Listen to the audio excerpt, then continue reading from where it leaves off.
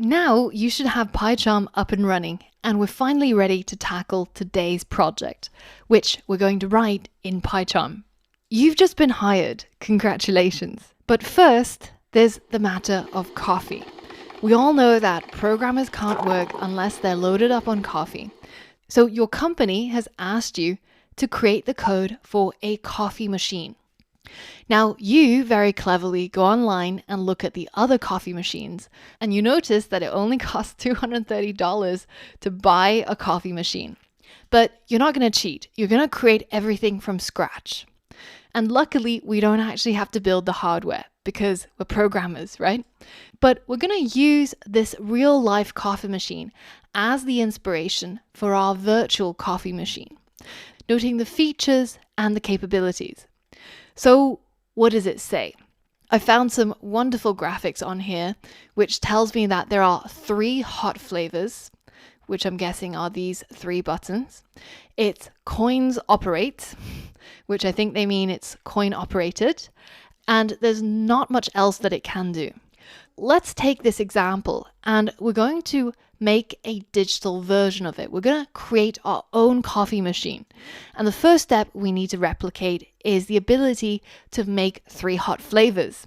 So the flavors we're going to make are 1 espresso, 2 latte, and 3 cappuccino. Here are the recipes for these 3 types of drinks.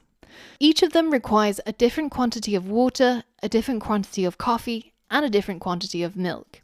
And they also each have a different price. We're going to be modeling all this data in our coffee machine program as well. But luckily for you, in the starting code, I've already included all of this data inside a dictionary, so you don't have to remember this. Although it might help if you're at home and you decided that you really wanted a latte instead of your usual black coffee. Now, in addition, the coffee machine has some resources that it has to manage. So it starts out with 300 mils of water in the tank, 200 mils of milk, and 100 grams of coffee. The second feature of our coffee machine is that it's coin operated.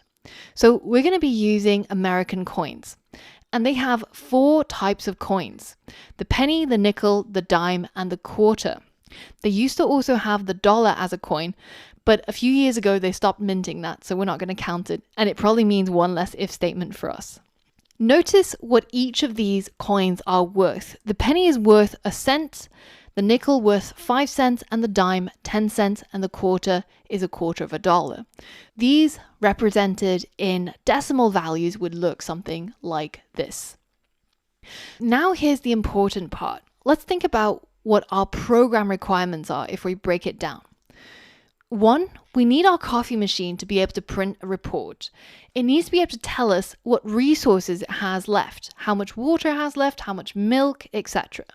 If you head over to the completed version of the coffee machine, the link is in the course resources, and you can go ahead and try out the final version of the coffee machine.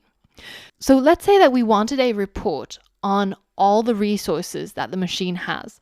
All we have to do is type report, and we can see all the resources we have. Now, in addition to being able to print a report, we also want to be able to check that the resources are sufficient when the user orders a drink. Now, let's say that the user decided to order a latte. It asks me to insert some coins, and then it gives me the change and it gives me the latte. But now if I check the report, I can see that I've only got 100 mils of water left. And I know from the previous slide that a latte and a cappuccino is going to need more than that amount of water. So let's see what happens if I go ahead and order a cappuccino. It says, sorry, there's not enough water. So our program is able to look through all the resources that the machine has, checks it against the recipe of the drink that we're trying to make, and tells the user if there is insufficient water or if there's insufficient milk. And as long as one of the resources is insufficient, then it can't make the drink, and it gives the feedback to the user. Now, as you saw before, our program also needs to be able to process coins because our machine is coin operated. So no fancy contactless payments or pay with your Apple Watch, none of that. We've only got coins. When we order something, it should ask us to insert coins, and it's going to ask for the quantity of each type of coin. So let's say that I insert one of each. Then in this case, there's actually not enough money to cover my drink, and it refunds the money and doesn't give me a drink. But on the other hand, if I do insert enough money, then it should be able to calculate how much money all of these coins are worth, and then calculate the amount of change based on the cost of my drink. And then it should hand me my drink and tell me to enjoy. So in addition to being able to process the 4 types of coins, calculating the actual monetary value based on the number of coins, it should also check that the transaction is successful, that the user didn't try to hoodwink us by not giving enough coins and asking for a drink. So if they haven't inserted enough coins, then we're just going to refund them and tell them, sorry, that's not enough money, and not give them their drink. But if the transaction was successful, then we're going to make the coffee, and in the process of making the coffee, we're going to have to deduct the resources. Notice how every time we make a drink, say in this time we made a latte, and previous to the latte, we had 300 mils of milk, but after the latte, when we asked for the report, you can see that the water has been reduced, the milk has been reduced, the coffee has been reduced, and the money has been put into the coffers. This program, even though it seems simple, just a simple digital version of a coffee machine, it actually has quite a few requirements. So I recommend that you look at this screen and try to see how each of the requirements work by having a play around with the final version of the code. Now, I've created a detailed program specification for you as a PDF file, which you can download in the course resources. And this goes into a lot more details on each of those points. For example, what should the prompt print in the beginning of the program, and then how to turn the machine off, how to print the reports, and how each of those points should work in detail. Go ahead and download this and make sure you read each of the sections and test it out in the final working version of the project. Once you're ready, you can go ahead and head over to the starting version of the code.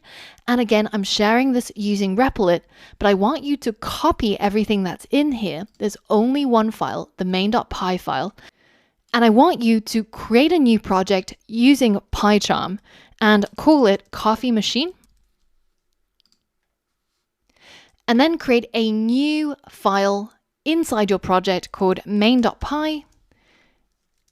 And then paste all of the starting code into your main.py.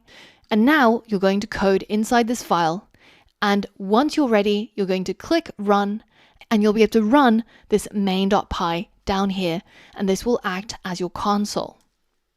Now, one really handy feature of PyCharm is something called to-do tracking. Whereas previously in Replit, I've been creating to-dos, and you've been able to view them, but if I had lots of to-dos in different places, you can't actually see all of them at once. You have to scroll through the file looking for them.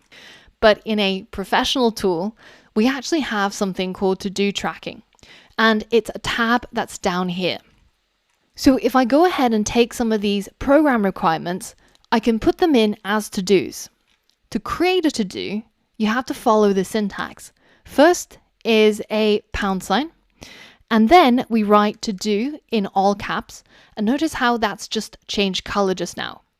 And now you can see in the to-do tab, it's found one to-do item. Now we can write to-do number 1, and this is to print a report of all the coffee machine resources. Now, let's say that I created a to-do somewhere else, right? Like all the way up here. Check that the resources are sufficient to make the drink order. And notice how they're completely in different places, in a different order, but every time I create one of these to-dos using this format, it will get picked up in the to-do tab. And you can go ahead and see where they live. So it's found 2 items inside our main.py, and you can see that this one is to-do 1, this one is to-do 2, and when you click on them, they'll take you to the correct places in your code. Use this to break down the problem into smaller problems that you can solve one by one, just as you've done before, and try to see if you can complete this project.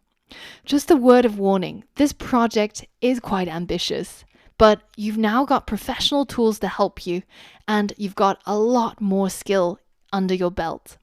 So give this problem at least an hour to work on it, and make sure that you satisfy all the criteria that's set out in the program requirements, and also that your program works exactly the same as the final version of the coffee machine.